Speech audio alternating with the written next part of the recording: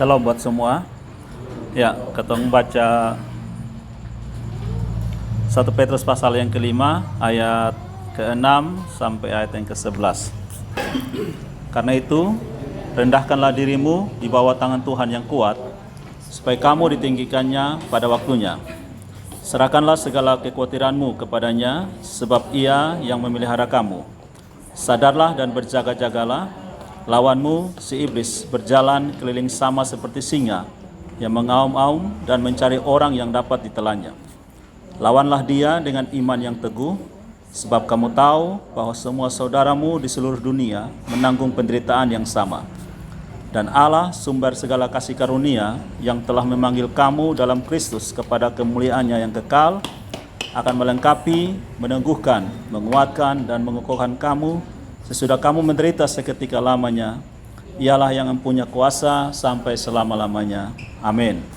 Ya, sebenarnya ini bagian yang berapa hari yang lalu ketika beta bangun pagi dan saat teduh, seperti ada sesuatu yang mengarahkan beta untuk baca ayat ini, dan dia menjelaskan kepada beta tentang bagian ini. Nah, beta mau bagikan kepada kotong semua pada saat ini. Di ayat yang kotong baca tadi, setelah dia bilang karena itu, Petrus perintahkan untuk rendahkanlah dirimu. Kenapa dia mengatakan untuk rendahkanlah dirimu? Rendahkanlah dirimu ini di dalam bahasa asli itu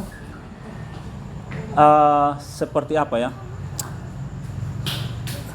Ada satu kata yang digambarkan begini. Dalam ayat yang lain, kata yang dipakai itu dia bilang begini. Kalau kamu meninggikan diri, Tuhan akan rendahkan kamu.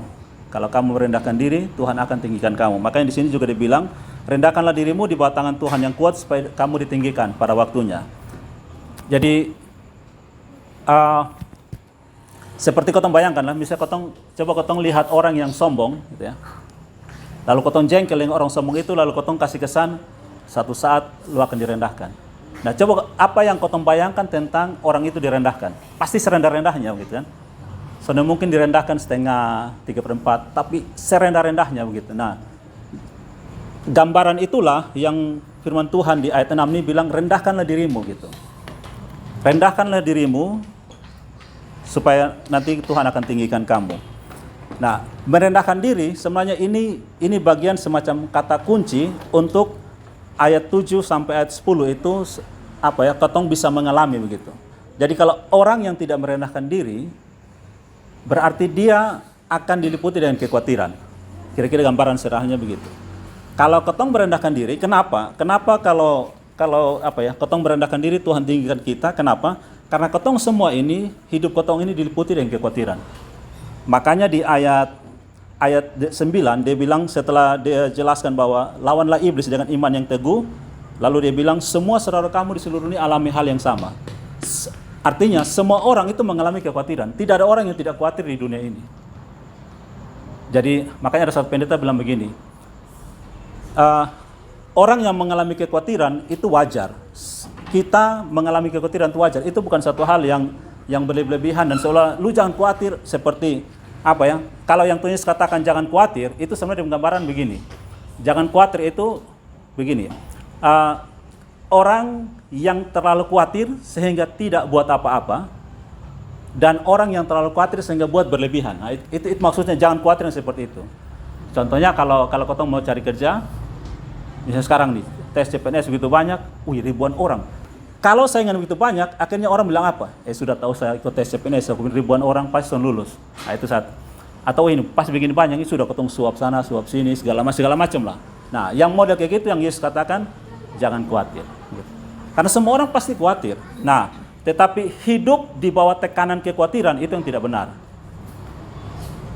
Orang Kristen khawatir? Iya. Gitu ya. Karena kita tidak tahu masa depan.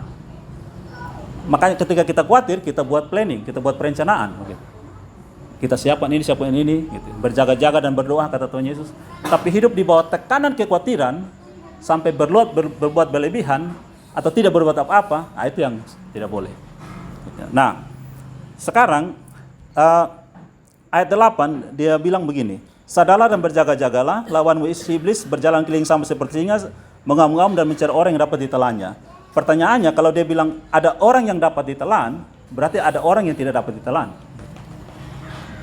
dalam konteks ini, kira-kira siapa yang dapat ditelan oleh iblis dan siapa yang tidak dapat ditelan oleh iblis? Nah, ayat ini dia menjelaskan begini. Kalau Alkitab menggambarkan iblis itu ada dua binatang yang apa ya?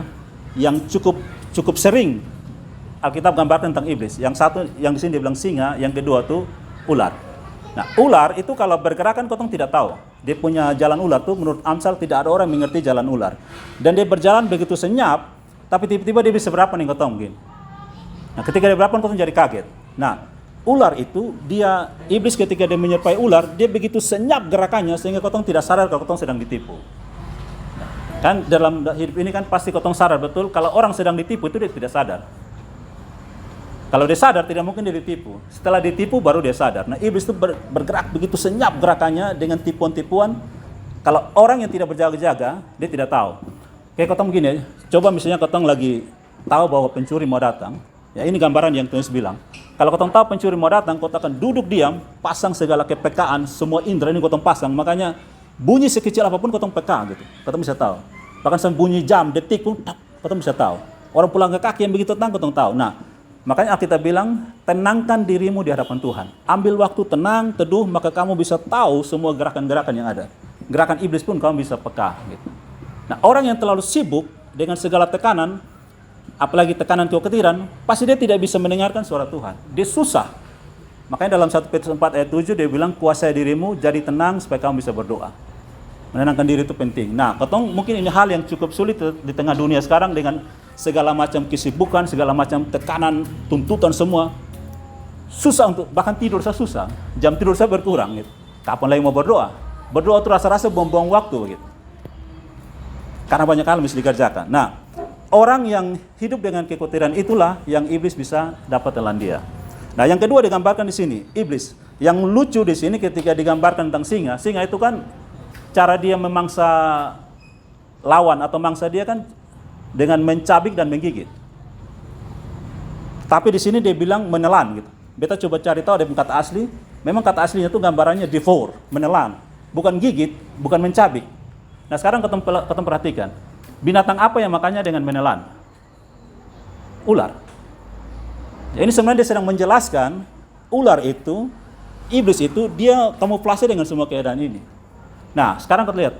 Singa itu gambarannya adalah, kalau iblis gambarannya begitu sulit dibaca gerakannya, singa itu digambarkan dengan kekuatan. Mengaum itu namanya menteror. Makanya kalau lihat ikuti berita-berita sekarang ini, segala macam berita itu buat kita takut begitu. Prediksi 2024 itu The Simpsons punya prediksi mengerikan. Nah, itulah senjata iblis, dia mengaum-aum, tapi cara dia tidak bisa makan kita gitu. Orang yang dalam lindungan Tuhan pasti dia tidak bisa. Nah, caranya dia mengaum, menakuti, teror, supaya kita takut, kita panik, kita khawatir, lalu dia telan kita. Itu cara kerjanya. Nah, orang yang menenangkan diri di hadapan Tuhan, yang punya waktu bersama dengan Tuhan, mendengarkan suara Tuhan, dia termasuk orang yang tidak dapat ditelan oleh iblis. Jadi sebenarnya salah satu ya sebut saja tips yang Tuhan berikan kepada kita menghadapi dunia yang sekarang ini, tenang. Makanya dalam Yohanes 14, Yesus bilang, jangan gelisah hatimu, percaya kepada Allah, percaya juga kepada aku. Tenang gitu. Berjaga-jaga dan berdoa, tenang gitu. Nah, dan beta sampai bagian akhir beta bagikan saat ini di ayat 10 kan dia bilang begini.